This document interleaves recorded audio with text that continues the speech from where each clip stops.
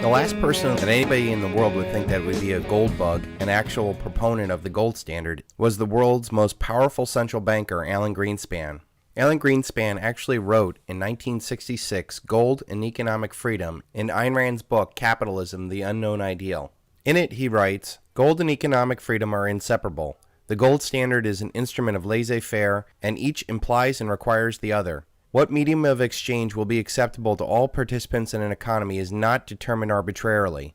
Where the store value considerations are important, as are in richer and more civilized societies, the medium of exchange must be a durable commodity, usually metal.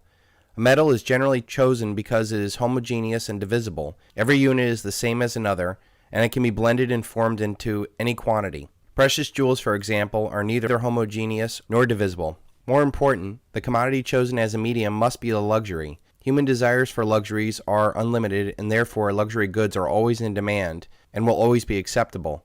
The term luxury good implies scarcity and a high unit value.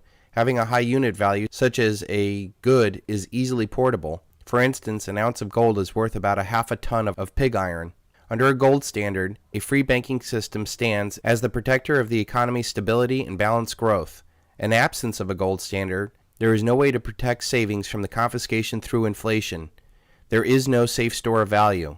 If there were, the government would make it holding it illegal, as was the case with gold. The financial policy of the welfare state requires that there be no way for the owners of the wealth to protect themselves. This is the shabby secret of the welfare statist tirades against gold. Deficit spending is simply a scheme for hidden confiscation of wealth. Gold stands in the way of this insidious process. It stands as a protector of property rights. If one grasps this, one has no difficulty understanding the statist antagonism to the gold standard.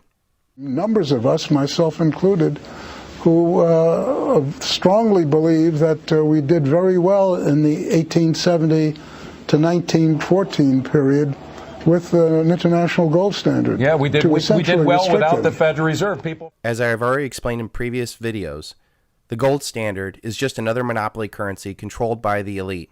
In my video, Mankind Crucified Under the Gold Standard, I showed the true history about how humanity suffered under the bankers' monopoly currency of the gold standard. So while many people don't understand how a man could write this in 1966 and then go on to become the world's most powerful central banker and create so much inflation, I think the answer is very simple.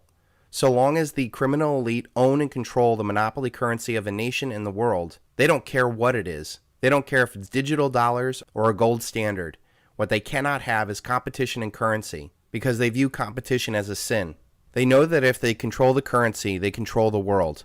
In the last few videos, I've been trying to explain about how the criminal elite know that the dollar is going to die, and how they're going to use many in the gold community to push forward the new synthesis solution of a gold-backed digital currency, which will just be another intangible monopoly currency controlled by the same criminals that own and control the debt and death paradigm. Under this Hegelian dialectic between the dollar and gold, one can very easily see how a man like Alan Greenspan is not on either side of this debate. All he is truly interested in is the centralization of power and profits.